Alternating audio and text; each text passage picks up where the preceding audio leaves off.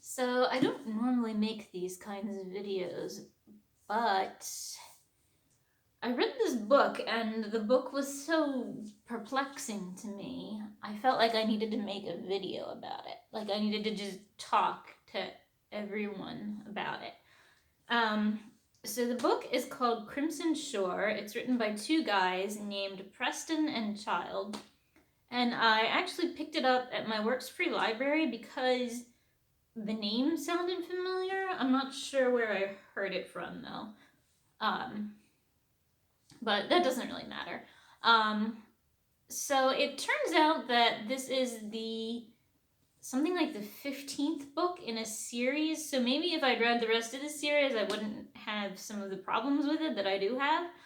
But it's kind of amazing to me that like this book was written by two people and it presumably had like editors look at it, and it was published. It's not self-published, it's published by somebody. It's published by Grand Central Publishing. So you think that more people would have said this book is not good. So yeah, I don't know. Maybe Preston and Child each had different ideas about what the book should be about, and then they fused those two ideas together without really working to integrate the stories. So it starts out. Now here's one of the things where like if I'd read the rest of the series, it probably wouldn't be so confusing.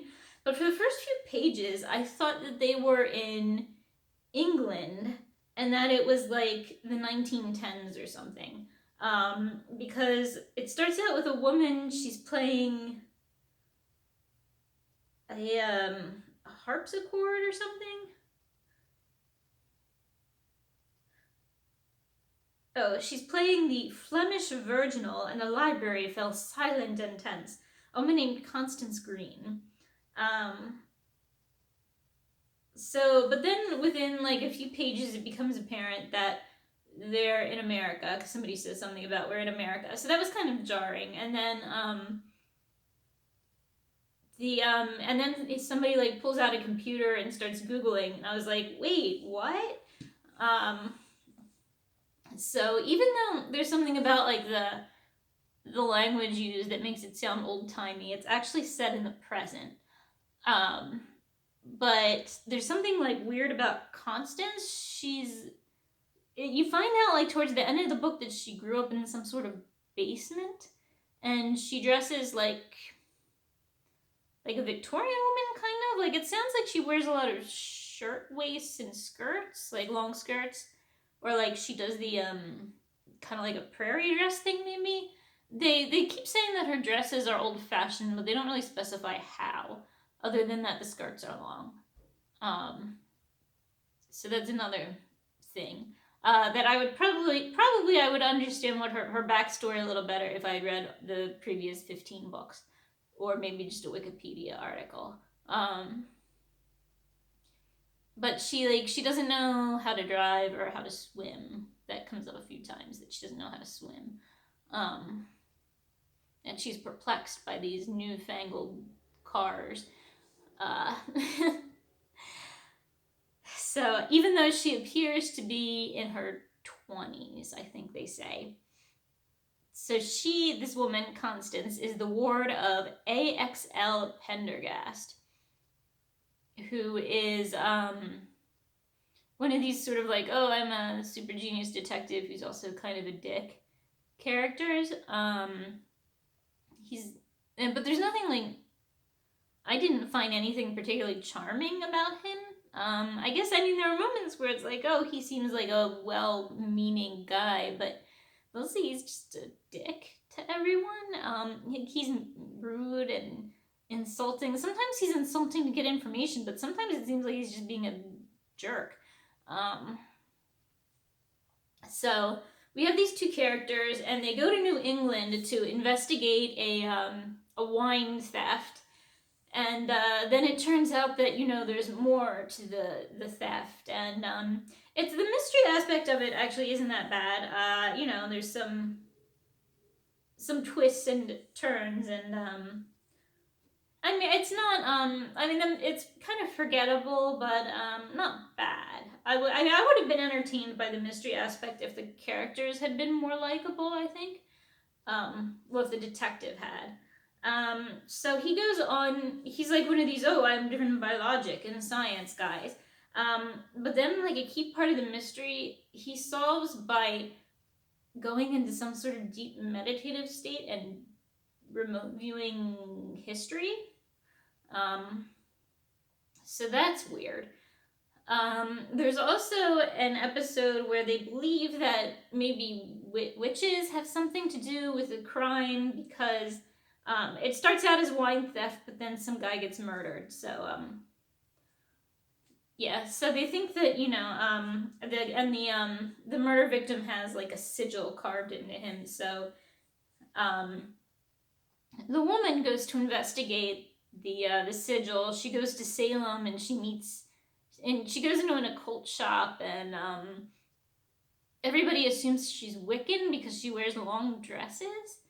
Then she goes to the library and the woman is kind of mean to her because she thinks that the librarian is mean to Constance because she thinks Constance is Wiccan, and then Constance says, "No, actually, I'm Amish, and that's why I dress like this." And I guess the librarian had never seen an Amish person before because she totally buys that. But then she's like, "Why are you here and searching for witch stuff?" And she's like, "Oh well, my sister was abducted or was seduced by witches, and I want to show her that being a witch is bad, and being a Wiccan is bad." Um, then at some point they get a list of everybody that had looked up the books before, and they cross-reference it against a list of Wiccans, and like that's if you read like a Wikipedia article on Wicca, you'd know that there's not really a way to do that. Like, there's no list anywhere of like known Wiccans. You don't go to the Pope of Wicca and ask who the members are. So that was like totally dumb and completely took me out of it. So anyway, so they solve the mystery, but there's still like 10 chapters left, and that's where it gets real dumb. So Constance decides to make out with Pendergast, and he's like, "What? No way! That's weird. I'm awkward." So she storms out, and she just like runs out into this nor'easter. And while she's out in the nor'easter, it starts alternating chapters, and there's some sort of literal monster rampaging around, breaking into people's houses, knocking their doors down, and then eating the people. And it's described, you get like glimpses of it, I guess. It's described as sort of like it has like a dog-like face, but a humanoid body, but then like a really long clubbed tail.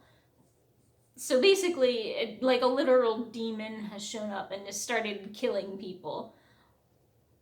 Then it gets even dumber. Constance goes back to this town that had been destroyed by a storm back in like the 30s or something, that they mention a few times in the book. And she like climbs down into a basement and finds a tunnel. And she wanders down the tunnel, and there's two women locked in a cage who don't speak English and maybe just speak gibberish. And she says she'll come back and rescue them, and then she keeps wandering around this cave. So she runs into the sort of not really the police chief. He's like the police lieutenant, I guess. And he's like, "Oh, welcome to our satanic temple. We're Satan worshippers, but it's really cool, and we just believe in like individual freedoms." Which is why we keep those women locked in a cage. Like, that's pretty hypocritical. It doesn't make a lot of sense to me. And then he's like, join our satanic cult. And also this monster that's running around down eating people is a monster that we made by having sex with those women we keep in the cage, and the women are Polynesian or something, and they had a genetic predisposition to having children with tails.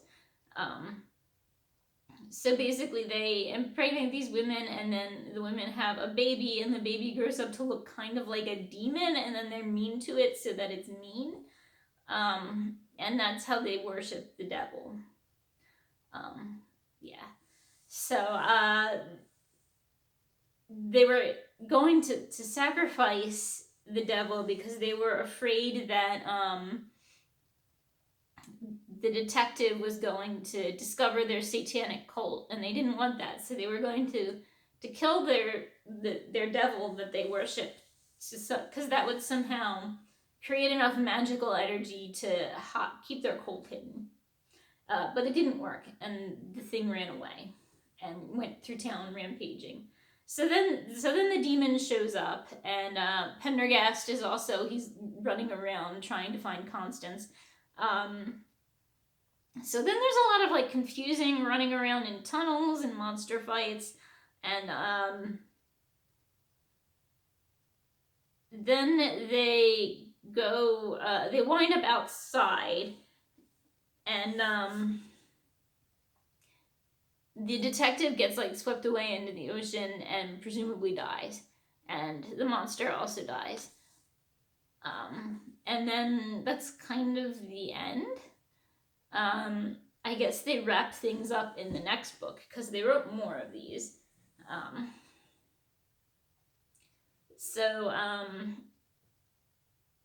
Yeah, but they leave a lot of things just sort of hanging with like the town. Like, how is the town going to recover from all of this? Or like, I don't know, I feel like there were still a lot of like loose ends created in the last part of the book that then aren't wrapped up.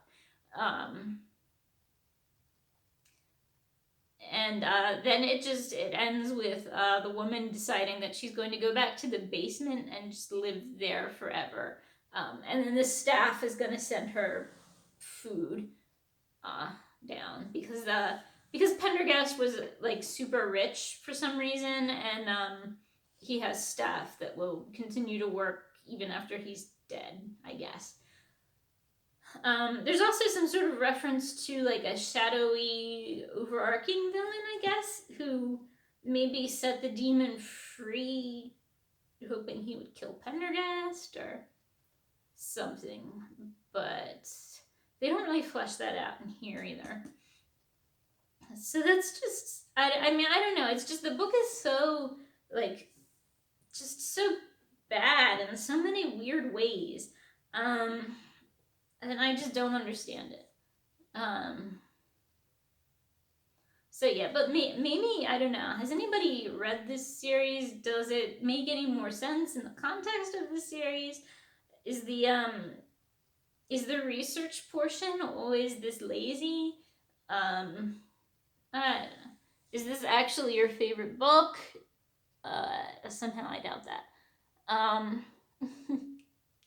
Anyway, let me know in the comments. Maybe I'll do more book reviews in the future. Probably not.